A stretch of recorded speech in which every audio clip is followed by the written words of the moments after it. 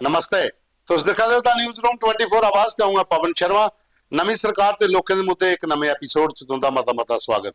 Programme की पूरा दिखना, लाइक करना, शेयर करना, कमेंट भी करना और कैप्शन दे विच जेहड़ा WhatsApp नंबर है उस नंबर के उपर अपने फोटो वीडियो मुद्दे अपने भेजो, अस अपने प्रोग्राम च शामिल करचे। ये program powered by Shri Sai Ram Enterprises Kathua, जेडे बंडर सीमेंट दे C&F ने। सीमेंट अच्छा इस्तेमाल करिए देखो, और जेडे C&F ने स्टॉकिस्ट ने उनके कन्नै कंटैक्ट भी करो। प्रोग्राम के अगे बधाचे।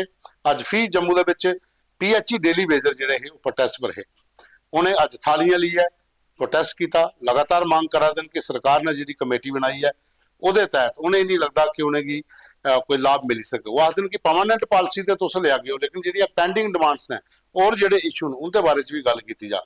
ये वीडियो देखो कि प्रोटेस्ट करा दिन, अपनी डिमांड रखा दिन। निकलेंगे, नहीं छोड़ेंगे, लड़ कर लेंगे, मर कर लेंगे, नहीं छोड़ेंगे। साडा हक, साडा हक। लेकिन पिछले कई दिनों की अगर गल करचे, जिला विधानसभा का बजट सत्र चला था उसले भी PHE डेली वेजर जेडे रोड के उपर है लाठीचार्ज भी होए, लेकिन वो अजे भी स्ट्राइक पर ने। लेकिन ये कन्नै लोकें बड़ी परेशानी भी हो रही है।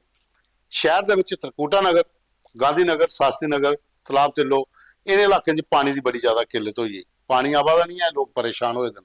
टैंकर टाइम से नहीं पुजा दे और टैंकर महंगे भी लभा दिन। जो प्राइवेट टैंकर ने उन्हें अपने रेट बताई उड़े दिन। टैंकियां खाली पे दियां, लोगों को पानी नहीं है पीने वास्ते। परेशानी ज्यादा हो रही है। सरकार की जल्दी को जल्दी इनका मसला हल करना चाहिए, या बहिए कोई गलबात करनी चाहिए।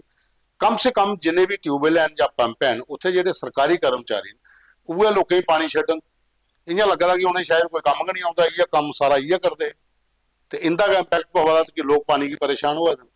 तो जेडे तुसें परमानेंट किए दिन JE AEE लगे दिन, उन्हें क्या सिखे दा, उन्हें किहड़ा काम आता। अगर उन्हें काम आता तो वह जी बाल खोलन तो पानी भेजन। पानी की नहीं पुजा, पूरे इलाके के हाहाकार मचे दा। सासी नगर के पिछले 2 दिन का पानी नहीं, त्रिकुटा नगर पिछले 2 दिन का पानी नहीं। लोग पैसे खर्चिए टैंकर मंगवा दें, इन्नी परेशानी हुई है। इस वक्त सरकार की ध्यान देना चाहिए ताकि लोगों की जी इसलिए परेशानी आ रही दूर हो। बैठी उनके गल करो, नहीं तो अपने इंपलाइज लाओ भाई। कम से कम तो उतों का वो तो करी सकते हो, टैंकर से जोड़े लोग ने भिजाई सकते हो। सरकारी टैंकर लाई दिते जान ताकि लोगों की कोई परेशानी नहीं आवे। वो बाद भारत शर्मा ने एक सूँ मुद्दा भेजा, ये ब्लाक चौकी चौरा बुढ़ी घूम जगह है, बुद्धि घूम। वो आखन कि साड़ा रोड बड़ी जी खस्ता हालत है, तो DDC जो सुरेश शर्मा और तक गल भिजाई जा कि उस इलाके के रोड की भी जल्दी को जल्दी तैयार किया जा। लोगों की बड़ी ज्यादा परेशानी उस वजह कन्नै आ रही है। वो बाद अखनूर तक सूँ वीडियो सुशील ने भेजा है कि अखनूर म्यूनसिपैलिटी की हालत देखो। बाजार के जगह जगह पर पानी खड़ोते का, फुट फुट पानी हो जाता, पाइपां फटी दियां, नालियां का पानी बाहर आवा, कोई निकास नहीं है। म्यूनसिपैलिटी के लोग क्या करा दिन कोई पता नहीं। लोगों का निकलना मुश्किल हो जाता, बाजारे में शॉपिंग करने लोग जा दिन। तो यह हालत है पानी के जगह जगह पर। उतो तुम देखो कि पानी खड़ोता है, लोगों की बड़ी ज्यादा परेशानी आ रही है। ये वीडियो देखो, ये अखनूर तो वीडियो आया था। वो बाद एक साढ़े को आया है मुद्दा, ये सुरिंदर राजपूत और ये लिखा देन कि यूथ की आस्ते कोई भी सरकार जी है कोई भर्ती नहीं लिया। जिले इलैक्शन होगी तो जिन्हें भी MLA जिते दिन, इन्हें सब तो ज्यादा बेरोजगारी के नाम पर वोट मंगे। जितने बाद जो विधानसभा पुजी है 5 महीने हुई है, फिर इन्हें अजे भी कदे भी एक बारी भी बॉर्डर एरिया ग्रामीण इलाके पुलिस की आर्मी की भर्ती या दूसरे डिपार्टमेंट की भर्ती कोई गल नहीं की।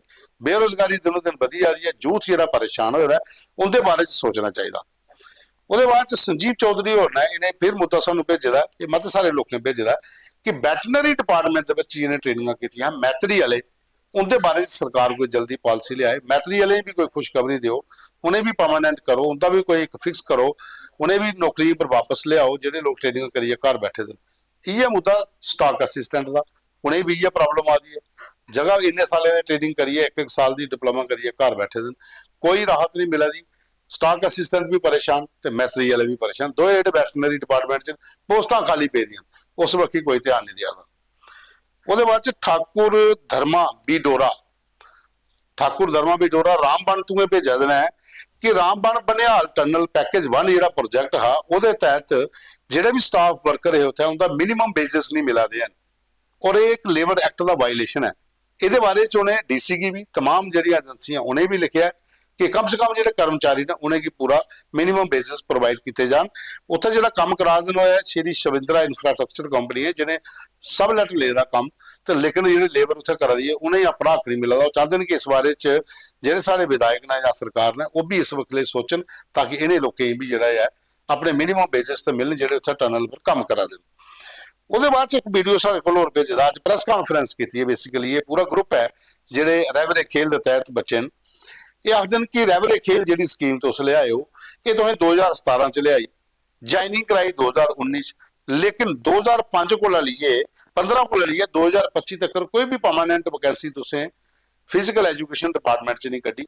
जेडे बच्चे BPEd MPEd MPhil PhD ये सारे करिए घर बैठे दिन ये ओवरेज होने की कगार पर आई दिन परमानेंट वैकेंसियां लियाओ ताकि ये भी लगन। जेडे रहबरे खेल च लगे दिन वो तो 7 साल बाद तुसें पक्के करने पर मते सारे लोग जेडे ने PhD या BPEd MPEd ने MPhil ने वो बेचारे ਜਿਹੜੇ ਨੇ ਉਹ ਇਹ ਤੋਂ ਨਹੀਂ ਬਲਗਾ ਦੇਣ ਕਿ परमानेंट वैकेंसियां ਕੱਢੀ ਜਾਣ। ਅੱਜ ਉਹਨੇ ਪੂਰੀ ਪ੍ਰੈਸ ਕਾਨਫਰੰਸ ਕੀਤੀ ਹੈ तो उससे पहले प्रेस कॉन्फ्रेंस भी सुन लो। मैं unemployed youth physical education department में मास्टर्स करी और ये जो प्रेस वार्ता है ये प्रेस वार्ता इस विषय में है कि जम्मू कश्मीर के अंदर इससे पहले एक स्कीम आई थी जिस स्कीम का नाम रहबरे खेल था। वो रहबरे पॉलिसी जो है वो 2017 में उसकी क्रिएशन और इम्प्लीमेंटेशन उसका 19 में हुआ था जबकि सारे लोग उसमें जो एम्प्लॉय रिक्रूट हुए थे वो नियर अबाउट 3000 तक थे और जो अभी इन सर्विस हैं वो नियर अबाउट 2700 के करीब। और ये प्रेस वार्ता जो है ये प्रेस वार्ता इसलिए की जा रही है कि 100% रिजर्वेशन किसी भी समुदाय के लिए कानून का उल्लंघन है। इसलिए जब जो 2019 में रिक्रूटमेंट इसकी रिक्रूटमेंट हुई है तब से आज तक परमानेंट एम्प्लॉयमेंट कोई भी हमारे department youth service and sports में नहीं आया है। और उससे पहले भी 2010 में मास रिक्रूटमेंट नहीं हुई थी लेकिन रिक्रूटमेंट हुई थी और 13 में कोई मास रिक्रूटमेंट नहीं हुई थी कुछ बैकलॉग की पोस्टें जो है वो फिलअप की गई। तो 10 पिछले 10-15 सालों से कोई भी परमानेंट रिक्रूटमेंट नहीं हुई है। उसके बावजूद ड्यूरिंग क्वेश्चन आवर जब माननीय मंत्री कैबिनेट मंत्री श्री शर्मा जी को क्वेश्चन आवर में क्वेश्चन पूछा गया कि आप रहबरे खेल की रेगुलाइजेशन कैसे करें, उन्होंने कहा पॉलिसी के अंदर एक प्रोविजन है उस प्रोविजन के तहत वो सारी पोस्टें जितनी भी यूथ सर्विस एंड स्पोर्ट्स में क्रिएट होंगी फिजिकल एजुकेशन टीचर की या जो वैकेंट हैं वो रिजर्व रहेंगी सिर्फ रहबरे खेल के लिए और नई रिक्रूटमेंट आने वाले 10 साल में कोई नहीं होगी। क्यों नहीं होगी?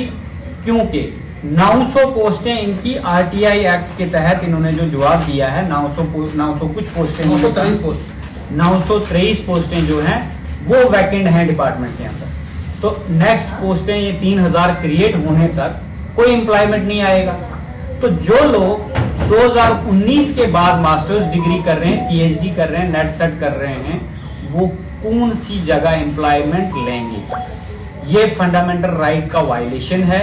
According to the Supreme Court guidelines Uma Devi versus state of Karnataka apex court ने बड़े ब्रीफली ये कहा है कि जो व्यक्ति किसी क्रिएटेड पोस्ट के अगेंस्ट नहीं लगा है वो व्यक्ति परमानेंट क्लेम नहीं कर सकता है, रेगुलाइजेशन क्लेम नहीं कर सकता है, ये कोर्ट का कहना है।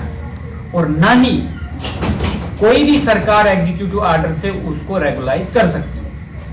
उसके बावजूद अगर जम्मू कश्मीर में ऐसी आए दिन ऐसी स्कीमें आते रहती है, रहबरीज की पॉलिसीज आते रहती है, लेकिन जो लोग इस वक्त डिग्री होल्डर्स हैं उनके मौलिक अधिकारों का हनन है आर्टिकल 14 का और आर्टिकल 15 का और आर्टिकल 16 का।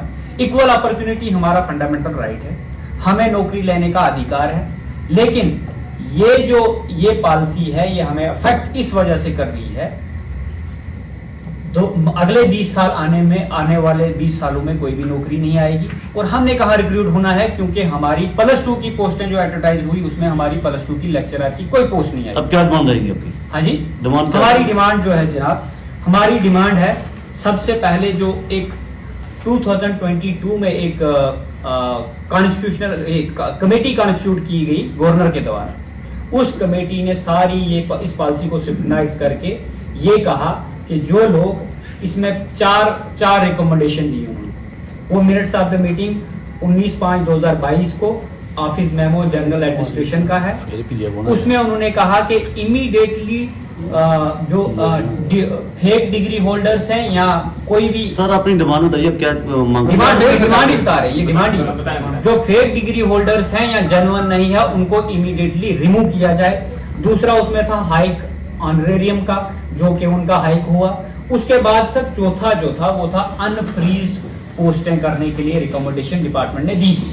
जबकि आज जो हमारी डिमांड है, हम बोल रहे हैं कि वो अनफ्रीज, जो पैरा चौथा था उसमें अनफ्रीज्ड पोस्टों को अनफ्रीज करने के लिए, जबकि उन्होंने फ्रीज कर दिए हैं। और हमारी डिमांड है कि सारी पोस्टें जितनी भी क्रिएट होती हैं फिजिकल एजुकेशन में या वैकेंट हैं, उनको अनफ्रीज करके direct recruitment on the basis of merit recruiting agency के थ्रू परमानेंट एम्प्लॉयमेंट प्रोवाइड किया जाए, ना कि मेमोक्री बनाया जाए एम्प्लॉयमेंट को। मेमोक्री यानी आप मजाक बना रहे हो, आप रहबरे खेल में लगा रहे हो, फिर 7 साल का टाइम पीरियड ले रहे हो, फ्री में नौकरी ले रहे हो, और उसके बाद आप उनको रेगुलाइज करने के लिए भी आप बोलोगे कि 7 साल के बाद भी आपका सेटिस्फैक्ट्री, अगर आपकी कोई सेटिस्फैक्ट्री जॉब है तो आप उनको परमानेंट करोगे।